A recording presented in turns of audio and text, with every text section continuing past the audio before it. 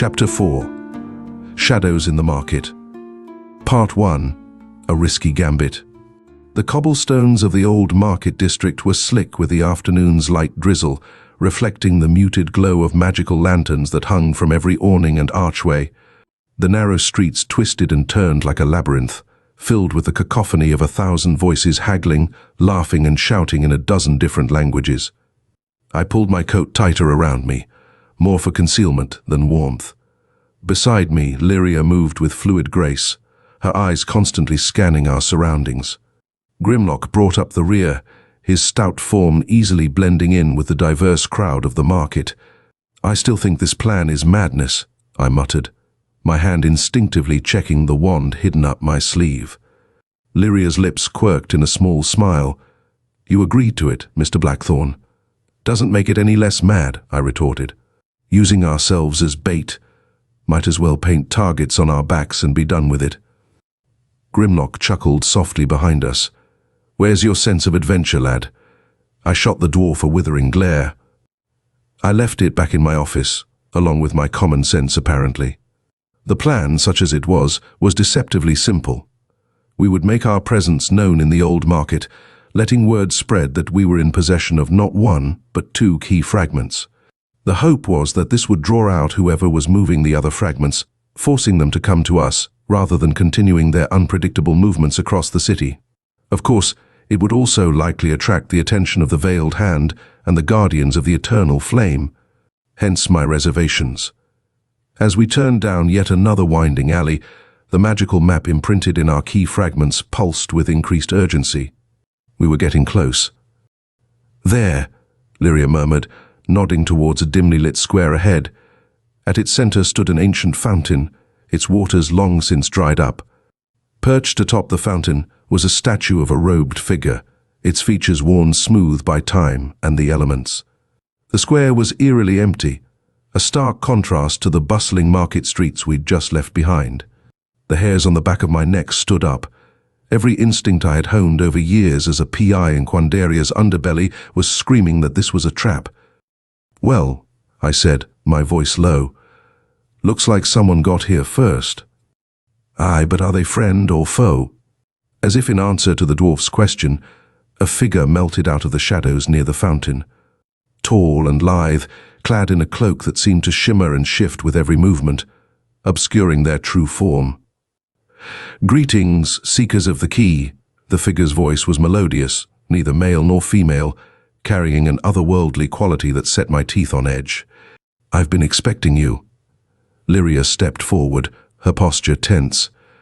"You have us at a disadvantage. You know why we're here, but we don't know who you are." "Names have power, Guardian.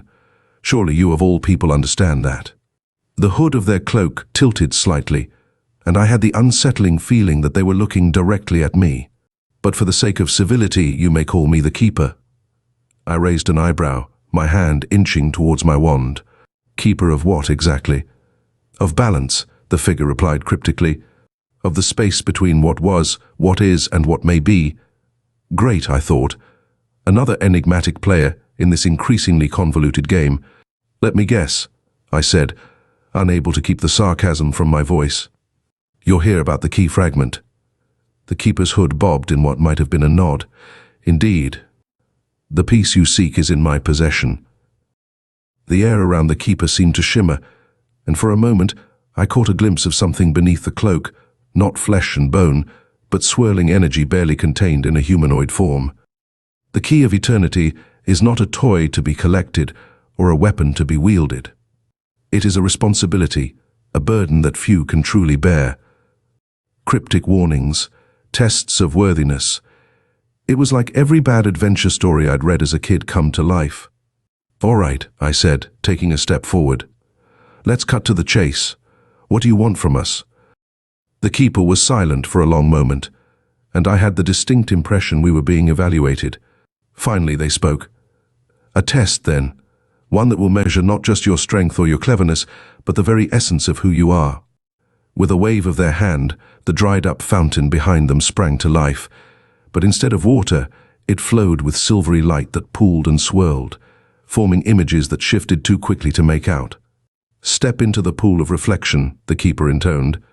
"Face your truths, your fears, your deepest desires. Only then will I know if you are truly ready to bear the weight of the key." I exchanged glances with Lyria and Grimlock. This had all the makings of an elaborate trap, but if there was even a chance the keeper was telling the truth, that they really did have the fragment we sought.